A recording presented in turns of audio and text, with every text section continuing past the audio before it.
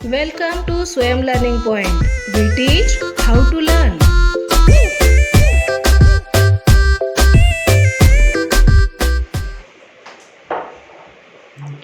नमस्कार विद्यार्थी मित्रांनो, आज आपण इयत्ता 9वीच्या पाठ्यपुस्तकाला सुरुवात करणार आहोत.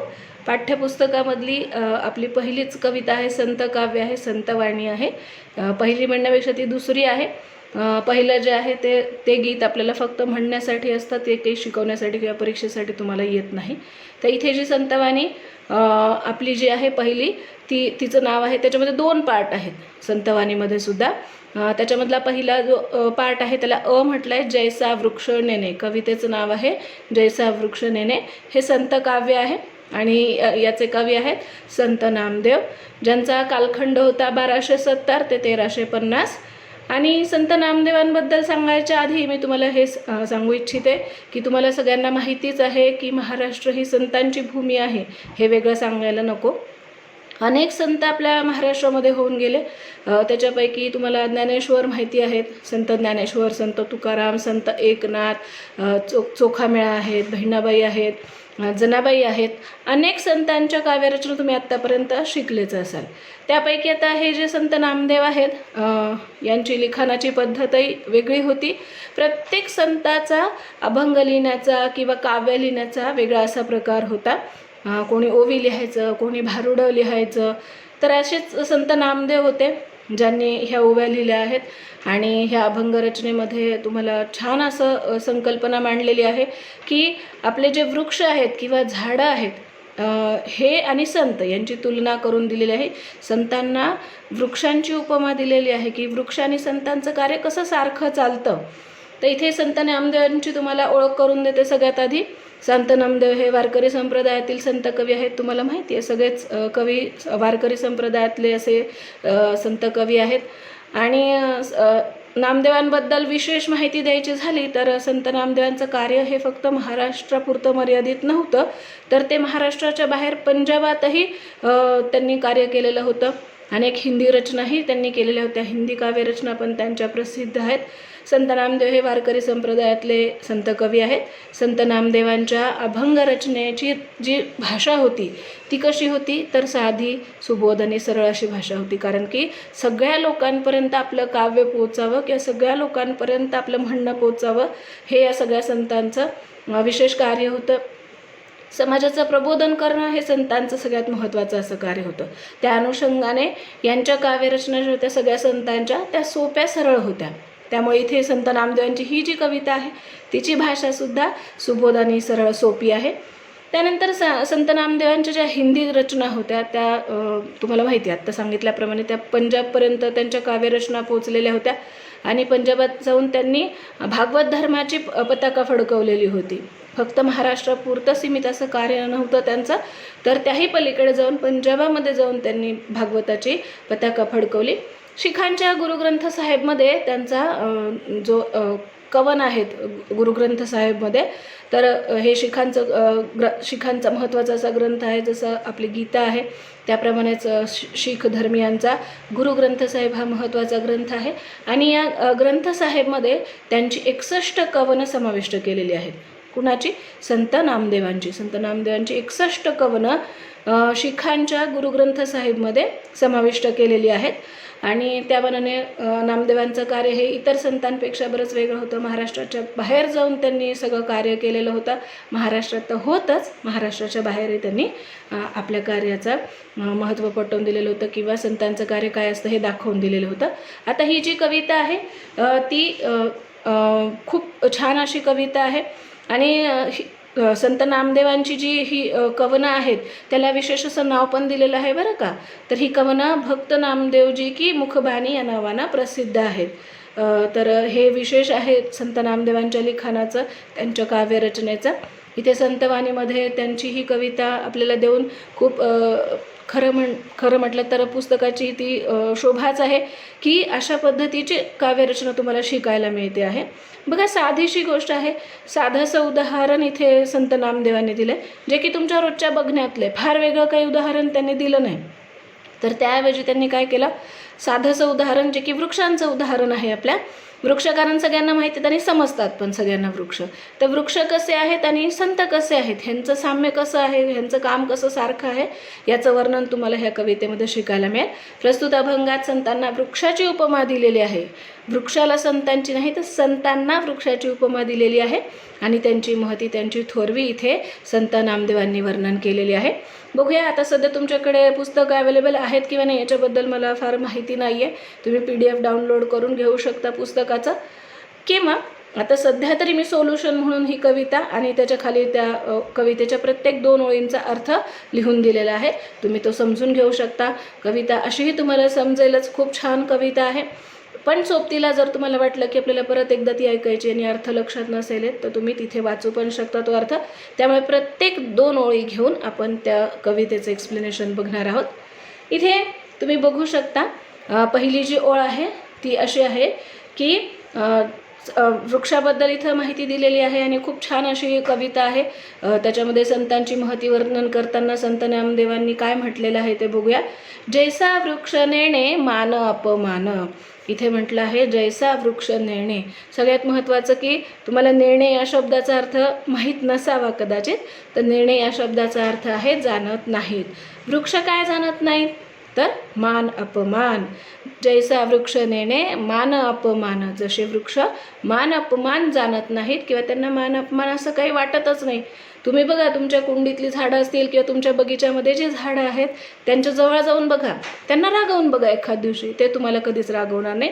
दुसऱ्या दिवशी ते तुमच्यासाठी फुलं फळं त्यांचं कार्य चालूच राहील, ते देतच राहतील. तुम्ही त्यांच्याशी खूप प्रेमानेही बोला, ते तसे आनंदाने बहरलेले असतातच. पण त्यांना अजून छान वाटेल फक्त, पण ते तुमच्यावर ना रागवतील ना रुसतील ना तुम्हाला खूप काही त्यांचा आनंद व्यक्त करतील. तर अशा पद्धतीने पहिली ओळ जी आहे ती जैसा वृक्ष नेणे मान अपमान तैसे ते सज्जन वर्तताती. जसे वृक्ष आहेत की ज्यांना मान अपमान काही समजत नाही, ते लक्षात पण घेत नाहीत तो मान अपमान, तसंच सज्जनांचं वर्तन आहे. जैसा म्हणजे जसे, वृक्ष म्हणजे तो तुम्हाला माहिती आहे त्याचा समानार्थी अनेक शब्द आहेत जे तुम्ही शिकलेले आहात. झाड आहे, तरू आहे. जसे झाड आहेत किंवा वृक्ष आहेत मान अपमान जाणत नाहीत, नेण्याचा अर्थ जाणत नाहीत. तसाच सज्जनांचाही स्वभाव आहे. सज्जन म्हणजे कोण तर त्या व्यक्ती ज्या चांगली वागणूक ह्या समाजामध्ये चांगल्या पद्धतीने वागत असतात.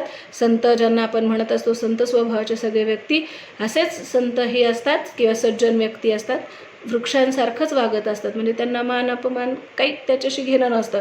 जसं की संत ज्ञानेश्वरांचं याच्यासाठी मी तुम्हाला उदाहरण देईल की खूप लहानपणी त्यांनी खूप असा त्रास सहन केलेला होता. त्यांचे बाबा जे घर सोडून गेलेले होते, संन्यास त्यांनी ग्रहण केलेला होता. त्यानंतरही वाळीत टाकल्यानंतरही ज्ञानेश्वरांना सातत्याने समाजाबद्दल विचार होतात त्यांच्या मनामध्ये की समाजाचं छान झालं पाहिजे, समाजासाठी कार्य झालं पाहिजे आपल्या हातनं. आणि लोकांनी कितीही त्यांचा छळ केला तरी त्यांनी कधी ते वाईट मानून घेतलं नाही आणि त्याऐवजी आपल्यासाठी ज्ञानेश्वरी लिहून गेलेले आहेत. संत ज्ञानेश्वर वयाच्या 16व्या वर्षी त्यांनी समाधी घेतली, तुम्हाला माहितीच आहे ही गोष्ट. आणि एवढ्या लहानपणी त्यांनी ज्ञानेश्वरी हा ग्रंथ आपल्यासाठी लिहून ठेवला जेणेकरून की माणसाचं वर्तन योग्य पद्धतीचं राहील, माणूस खूप काही शिकेल त्या ज्ञानेश्वरीमधनं. असं सज्जनांचं वर्तन असतं. तर इथे तुमच्यासाठी अर्थसुद्धा लिहून ठेवलेला आहे. ज्याप्रमाणे वृक्षाला मान किंवा अपमान समजत नाही त्याचप्रमाणे संतांचंही किंवा सज्जनांचंही वर्तन असतं. अशीच वागणूक असते. त्यांनाही मान अपमान अशा काही गोष्टी ते मानत नाहीत. त्यांचं कार्य ते सातत्याने चालू ठेवतात. तुम्ही रागवा न रागवा, तुम्ही बोला न बोला, तुम्ही त्यांची पूजा करा नका करू, ते त्यांच्या पद्धतीने कार्य चालूच ठेवत असतात. दुसरी ओळ बघूया. इथे काळ्या अक्षरामध्ये जे सगळं लिहिलेलं आहे त्या कवितेच्या ओळी आहेत आणि खाली निळ्या अक्षरामध्ये जे लिहिलेलं आहे ते त्याचा अर्थ आहे, मिनिंग आहे. हे लक्षात ठेवायचं आहे तुम्ही. तर दुसरी जी ओळ आहे ती बघूया, काळजीपूर्वक ऐका. येऊन या पूजा प्राणी जे करीती त्यांचे सुख चेते तया नाही.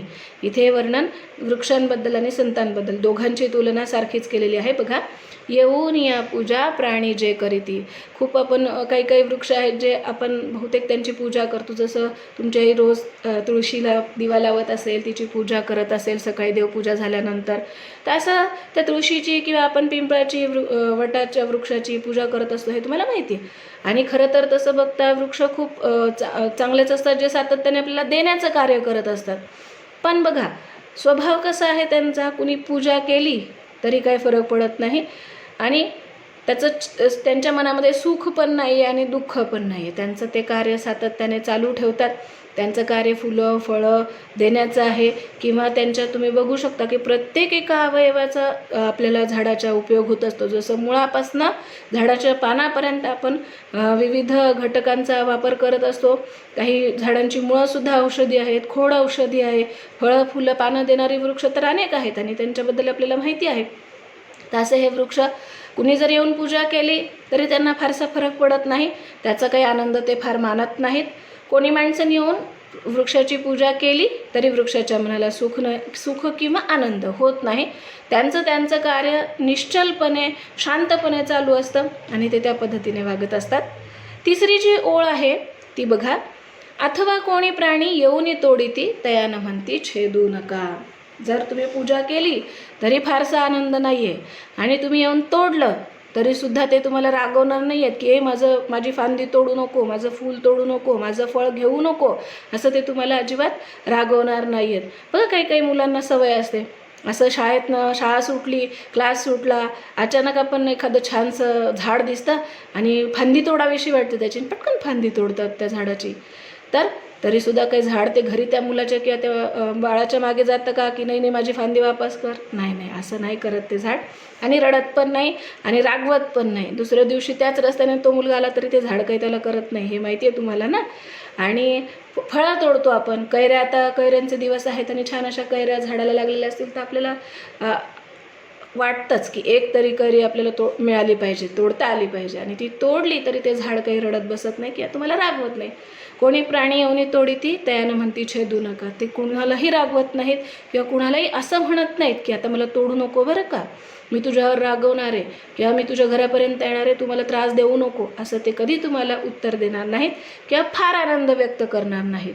एखाद्या प्राण्याने वृक्षाला तोडले तरी त्या प्राण्याला ते वृक्ष असं म्हणत नाहीत की तोडू नको. हा या कवितेच्या 2 ओळींचा अर्थ झाला. आता आपण 3 ओळी बघितल्या आहेत कवितेच्या. 3 स्टांजा म्हटलं तरी चालेल. 1, 2 आणि 3 हे जे तुम्हाला दिसतं इथे स्क्रीनवरती, हे 3 ओळी आणि त्यांचे अर्थ तिथे मांडून ठेवलेले आहेत. तुम्ही वाचू पण शकता आणि त्याच्यावर तुम्हाला सहजपणे ह्या 3 ओळी लक्षात येऊन जाईल. इथे सज्जन म्हणजे संत आणि वृक्षांची तुलना केलेली आहे. जसे वृक्ष आहेत तसाच संतांचा स्वभाव आहे. संतसुद्धा बघा तुम्ही, त्यांची पूजा केली तरी त्यांना फारसा आनंद नसतो किंवा त्यांना कुणी त्रास दिला तरी त्यांचं काही म्हणणं नसतं. समाजकार्य करत राहणं किंवा समाजाचं प्रबोधन करत राहणं, समाजासाठीच कार्यरत असणं ह्याचा त्यांनी वसा घेतलेला आहे आणि त्याप्रमाणेच ते कार्य करत असतात. संत एकनाथांची सुद्धा गोष्ट तुम्हाला माहिती आहे. भारुडान लिहिण्याचा हातखंड असणारे संत एकनाथ तुम्हाला माहिती आहे. छोटंसं बाळ वाळवंटात पडलं होतं आणि त्याला उचलल्यानंतर समाजाने त्यांना वाळीत टाकलं होतं कितीतरी दिवसांसाठी, पण एकनाथांनी त्यांचं कार्य थांबवलं नाही. एकनाथांनी त्यांचं कार्य सतत चालू ठेवलं. अस्पृश्यता, जातीभेद ह्या गोष्टी समाजातनं नष्ट करण्यासाठी ते सतत कार्यरत राहिले. त्यांच्या भारुडांमधनं आपल्याला अशा अनेक गोष्टी शिकायला मिळतात की समाजाने वागलं कसं पाहिजे. त्यामुळे ते समाजाने कुणी वाळीत टाकलं तरी त्यांनी कधी समाजाचा द्वेष केला नाही, समाजावर कधी रागवले नाही. पूजा केली तरी त्यांना फारसा फरक पडला नाही. तुकारामांच्या गोष्टी आहेत, ज्ञानेश्वरांच्या गोष्टी आहेत, संत रामदासांच्या गोष्टी आहेत ज्या तुम्हाला माहिती आहेत. आणि त्यामुळे संत आणि वृक्ष ह्यांचं वागणूक कशी सारखी आहे इथे संत नामदेवांनी आपल्यासाठी वर्णन केलेली आहे, जी खूप छान आहे. पुढची ओळ बघूया आपण. निंदा स्तुती सममानी तिजे संत, पूर्ण धैर्यवंत साधू ऐसे. आता मात्र हा मुद्दा खूप महत्त्वाचा आहे. बघा, निंदा आणि स्तुती हे साधू संत जे आहेत ना ते वृक्षांसारखं. जसं वृक्ष काय करतात, मान अपमान त्यांना माहीत नाही, ते जाणतच नाही मान अपमान, तसंच संतांचं आहे. निंदा आणि स्तुती हे दोन्ही पण त्यांच्यासाठी काय आहे, सारखंच आहे. तुम्ही निंदा करा किंवा स्तुती करा, त्यांना फारसा फरक पडणार नाही. ते त्यांचं कार्य अविरतपणे करत राहणार आहेत. पूर्ण धैर्यवंत साधू ऐसे. काय आहेत ते, तर पूर्ण धैर्यवंत साधू आहेत. म्हणजेच निश्चलपणा त्यांच्या अंगामध्ये, हिम्मतवान आहेत ते. कुणी कितीही विरोध केला तरी त्यांचं कार्य कधीच बंद पडणार नाही आणि मनातून तर ते कधीच घाबरत नाहीत, कारण की ते चांगलंच कार्य करण्यासाठी या पृथ्वी तलावर जन्माला आलेले आहेत आणि ते त्यांचं कार्य चालू ठेवतात. चालू ठेवलं होतं त्यांनी. वारकरी संप्रदायातले सगळेच संत तुम्हाला माहिती आहे. सगळ्या संतांच्या छान छान अशा गोष्टी आपण आत्तापर्यंत वाचत आलो आणि त्या गोष्टी तुम्हाला सिद्ध करून देतील की संतांची वागणूक कशी आहे. या वृक्षांप्रमाणेच साधूंचे संत सज्जनांचे वागणे असते, ते निंदा आणि स्तुती यांना समान लेखतात. असे हे संत पूर्ण धैर्यवंत असतात, म्हणजेच चांगल्या किंवा वाईट परिस्थितीत ते निश्चल असतात. त्यांना फारसा फरक पडत नाही. तुम्ही किती रागवा, किती बोला. ज्ञानेश्वरांची ती रेडा बोलणाऱ्याची ती गोष्ट पण तुम्हाला माहिती आहे, किंवा मुक्ताबाईसाठी मांडे त्यांनी स्वतःच्या पाठीवरती बनवले होते, हे पण तुम्हाला माहिती आहे. अशा छान छान गोष्टी तुम्ही ऐकलेल्या आहेत. किती वाईट परिस्थिती असू द्या, ते निश्चल राहतात. त्यांनी कधी समाजाचा द्वेष नाही केला. किंवा येशू ख्रिस्त पण बघा तुम्ही, त्यांना एवढं सुळावरती चढवलं, खिळ्यांनी ठोकलेलं होतं, तरी पण ते शेवटच्या श्वासाला काय म्हणत होते की हे लोक अजाण आहेत, यांना काही समजत नाही परमेश्वरा, यांना ह्या सगळ्या त्रासातनं मुक्त कर. ह्यांनी जे काम केलेलं आहे ते अजाणतेपणे केलेलं आहे, तर यांना सद्बुद्धी दे, एवढं म्हणून त्यांनी आपले प्राण त्यागले होते बरं का. तर अशा सगळ्या संतांना आपण काय म्हणू शकतो, धैर्यवंत म्हणू शकतो. एकही अपशब्द येशू ख्रिस्तांनी सुद्धा त्रास देणाऱ्या लोकांबद्दल काढलेला नव्हता. असे सगळे संत जे आपल्यासाठी कार्य करत असतात, समाजासाठी सतत कार्य करत असतात, ते पूर्ण धैर्यवंत असतात. सामान्य लोकांची बुद्धी सामान्य असते आणि ते त्या पद्धतीने वागतात, पण संत हे निश्चल बुद्धिमत्तेचे असतात आणि त्यांना समाजाने चांगलं वागल्याचा किंवा वाईट वागल्याचा फारसा परिणाम होत नाही. त्यांना त्यांच्या कार्याबद्दल माहिती असतं की आपल्याला हे कार्य करायचं आहे, तर त्या पद्धतीने ते करून जातात. चांगल्या किंवा वाईट परिस्थितीत ते निश्चल असतात आणि त्यामुळेच निंदास्तुतीने त्यांचे मन कधीही विचलित होत नाही. असे कुठले साधू बघितलेत का तुम्ही की खूप तुम्ही कौतुक केलं आणि अगदी भारावून जाऊन मग लगेच त्यांचं काम गडबडलं? नाही, असं कधीच झालं नाही. त्यामुळे निंदास्तुतीचा फारसा परिणाम संतांच्या मनावर होत नसतो. ते त्यांचं निश्चलपणे काम करत असतात. तुम्ही माना किंवा न माना, त्यांना फार फरक पडत नाही. शेवटची ह्या कवितेची जी ओळ आहे ती बघा. नाम म्हणे त्यांची जरी होय भेटी, तरी जीव शिवा गाठी पडून जाय. असे संत भेटले म्हणजे बघा आनंदाचीच गोष्ट आहे. जर असे संत आपल्या भेटीस पडले म्हणजे आपल्याला परमेश्वर भेटल्याचा आनंद भेटेल. आपण परमेश्वराला बघितलेलं नाही आहे, पण संतांच्या रूपामध्ये आपल्याला परमेश्वराची कल्पना येऊन जाईल की काय असतो परमेश्वर. संत नामदेव म्हणतात इथे की अशा संतांची जर भेट झाली तर परमेश्वर भेटल्याचे सुख मिळणार आहे आपल्याला.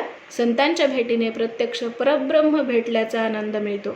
आता इथे मी हे तुम्हाला सांगेल की संत तर आपल्याला भेटतील किंवा नाही माहीत नाही आता सध्याच्याला, पण तुम्ही तुमच्या आईबाबांमध्ये, तुमच्या गुरूंमध्ये अशा सज्जन व्यक्तीचं इमॅजिनेशन करू शकता की ही व्यक्ती आपल्यासाठी खूप सारी धडपड करते आहे किंवा आपल्यासाठी खूप सारं काम करते आहे. आपण अभ्यास करू किंवा न करू, शिक्षक त्यांच्या पद्धतीने शिकवायचं काम करतायत. आत्ता सध्या तुम्हाला माहिती वातावरण कसं आहे, आणि तुम्ही अभ्यास करा किंवा नका करू, आम्ही आमचे व्हिडिओ लेक्चर टाकत राहणार तुमच्यासाठी, हो की नाही. आणि तुमचं काम आहे की अभ्यास करणं आणि छानपैकी आईबाबांनाही आनंद देणं. जसं की आईबाबा तुमच्यासाठी आत्ता मोबाईल अवेलेबल करून देता आणि तुमच्यासाठी स्वतःचा सगळा वेळ बाजूला ठेवून तुमच्यासाठी ते काम करत आहेत. तर तुम्ही आईबाबांमध्ये सुद्धा संत किंवा सज्जन बघू शकता, चांगला व्यक्ती बघू शकता, किंवा तुमच्या गुरूंमध्येही तुम्ही तुमचं संत किंवा सज्जन बघू शकता. ह्या स्वभावाशी तुम्ही कम्पेअर करू शकता. आत्ता सध्याच्या कुठल्याही परिस्थितीचा परिणाम कुठल्याही शिक्षकांवरती झालेला नाही आहे आणि आपल्या आपल्या पद्धतीने, आपल्या आपल्या परीने योग्य काम करण्याचा सगळे शिक्षक प्रयत्न करत आहेत. याची तुम्हाला जाणीव असायला हवी बरं का विद्यार्थी मित्रांनो. त्यामुळे ही कविता आपण आज बघितली. जैसा वृक्ष नेणे म्हणजे वृक्ष काय जाणतात किंवा जाणत नाहीत, आणि संतांची आणि वृक्षांची तुलना करून देऊन नामदेवांनी आपल्याला छान छोट्याशा उदाहरणामधनं बरंच काही संदेश दिलेला आहे. त्यांची थोरवी वर्णन केलेली आहे संतांची. आज तुमच्या रोजच्या जीवनामध्ये तुम्ही अनेक झाडांना बघत असता, वृक्षांना बघत असता. तुम्ही एक प्रयोग पण करून बघू शकता. तसं झाडाच्या बाबतीमध्ये असेच सज्जन लोक असतात, असेच संत लोक असतात की ज्यांच्या स्वभावामध्ये निश्चलता असते, जे की पूर्ण धैर्यवंत असतात, साधू असतात. त्यामुळेच त्यांना संत असं म्हटलं जातं. कुठल्याही परिस्थितीचा त्यांच्यावर परिणाम होत नाही आणि चांगल्या पद्धतीचं कार्य करण्याचा ते सातत्याने त्यांचं आयुष्य जिथपर्यंत आहे तिथपर्यंत प्रयत्न करत असतात. त्यामुळे तुम्हीसुद्धा अशा वागणुकीचा प्रयत्न करायला पाहिजे. परिस्थिती कुठली असू दे, अविरतपणे कार्य करणे, काम करत राहणे. आता सध्या तुम्ही विद्यार्थी आहात तर विद्यार्थी दशेमध्ये अभ्यास करणे एवढंच काम तुमच्यासाठी महत्त्वाचं आहे. तर सुट्ट्या आहेत म्हणून एन्जॉय करणारा विद्यार्थी मला नाही वाटत की संतांचा कुठला गुण घेऊ शकतो. पण आपल्याला सुट्ट्या मिळाल्या आहेत आणि आपल्यासाठी कुणीतरी खूप सारं काम करून ठेवत आहे, तर आपलं काम आहे की अभ्यास करणं आणि तेवढंच काम आहे आपल्याला, तर ते केलं पाहिजे. अशा पद्धतीने ही कविता जयसा वृक्षनेने खूप छान अशी कविता आणि छोटी कविता होती, संतवाणी होती ही, त्यातला एक भाग होता हा. तर तुम्हाला ही कविता आवडली असेल. ही कविता घेतलेली कशातनं आहे तर तिथे खाली शेवटी मेन्शन केलेलं आहे बघा, सकल संत गाथा खंड पहिला, संत नामदेव महाराजांच्या अभंग गाथा आहेत आणि तिथे अभंग क्रमांक दिलेला आहे. संपादक जे आहेत ह्या कवितेचे ते सुद्धा तिथे तुम्हाला मेन्शन केलेले आहे, प्राध्यापक डॉक्टर रा गोसावी. अशा पद्धतीने आज आपण ही शिकलो. खूप छान आणि छोटी कविता आहे आणि समजण्यास पण सोपी आहे. वृक्षांचं वागणं किंवा वृक्षांचं बिहेवियर तुम्हाला कळतं, त्याच अनुषंगाने तुम्ही संतांचं बिहेवियर किंवा वागणूक तुम्ही समजून घेऊ शकता.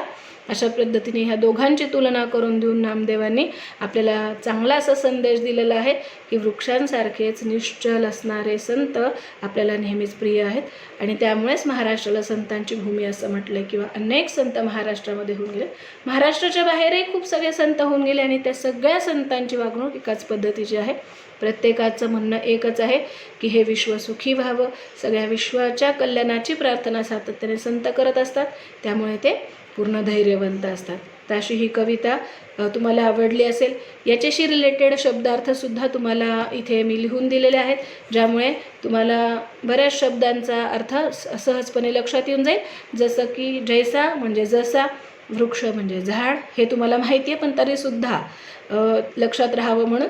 मान म्हणजे सन्मान, अपमान म्हणजे अवमान, तैसे म्हणजे तसे, सज्जन संत वर्तताती वागतात, चित्ती म्हणजे मनामध्ये, मनात, तया त्यांना अथवा किंवा, छेदू नका तोडू नका, निंदा अपमानकारक बोलणे, स्तुती प्रशंसा, धैर्यवंत म्हणजे निश्चल हिम्मतवान किंवा धैर्यवान पण म्हणू शकता तुम्ही तिथे, जीव प्राण आणि शिव म्हणजे परब्रह्म परमेश्वर, असं तुम्ही ह्या सगळ्या समानार्थी शब्दांना बघू शकता. अशा पद्धतीने आज आपण पाठ्यपुस्तकाला सुरुवात केलेली आहे आणि जसं जसं आपण पुढे लेक्चर चालू ठेवू त्याप्रमाणे आपल्या पुस्तकातले सगळे घटक आपण शिकत जाऊ. तर अशी ही कविता तुम्हाला आवडली का? आवडलीच असेल. जरा झाडांजवळ जाऊन बघा कसे वागतात ते तुमच्याशी, किती आनंद देतात ते तुम्हाला. तसंच तुम्ही तुमच्या आईबाबांना द्यायचा प्रयत्न करा, म्हणजे थोडंफार सज्जनांचे गुण घ्यायचं बघा आणि चांगल्या पद्धतीने अभ्यास करा. अभ्यास करत राहा आणि वाचत राहा, ऐकत राहा. थँक्यू.